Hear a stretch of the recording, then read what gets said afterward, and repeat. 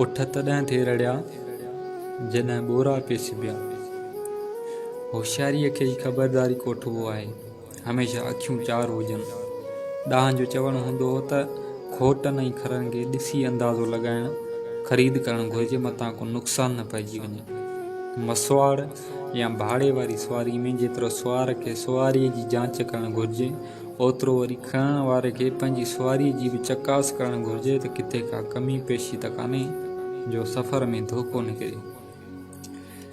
चवंदा त अॻे वक़्त में थांव वठण वारा थांव खे ठड़काईंदा हुआ, जीअं अॼुकल्ह शादीअ जे लाइ ॿिन्ही तरफ़नि खां क्लियरेंस सर्टिफिकेट जी ज़रूरत पई पवे, भले खणी केतिरी वेझड़ाई छो न हुजे।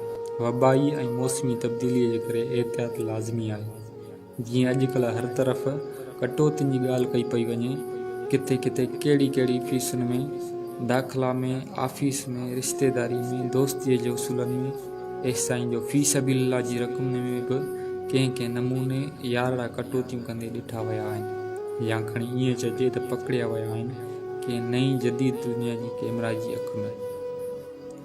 ईअं वीचारा उठ हमेशह बार खणण जे कमु ईंदा रहंदा आहिनि, सुवारी में बि ख़त ईंदा रहंदा आहिनि, पर चवनि था त बेवस उठनि बार छॾियो।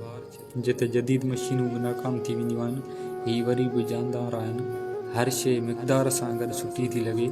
उठ होशियार ऐं ख़बरदार जानवर बि आहे। चवनि था त बेपितो बि आहे, छोजो जंहिं वण सां थो ॿधिजे तंहिं वण खे ई खाई छॾे।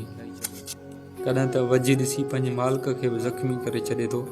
उहो असदी ऐं बेएतबारो जानवर आहे। छा लतीफ़ उठ जे सभिनी नसुलनि खे तमामु घणो ॻायो आहे।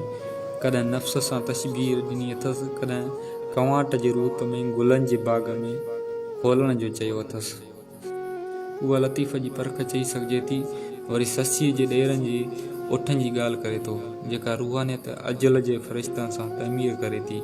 वरी मारीअ वारे उठ जेको उमिरि सूमिरि जो हो, उन में बि ज़िक्र मिले थो। मक़सदु हिते वारो उठ ॾिसी पियो, उहो सॼो वज़न जेको गॾु कयो पियो वञे। आख़िरकार मोते पवणो आहे, तॾहिं अॻुवाट डुक डोड़ मां रड़ियूं करे मालिक जी नाफ़रमानी करे थो, फ़क़ति वहमनि ऐं विश्वसनि में अची।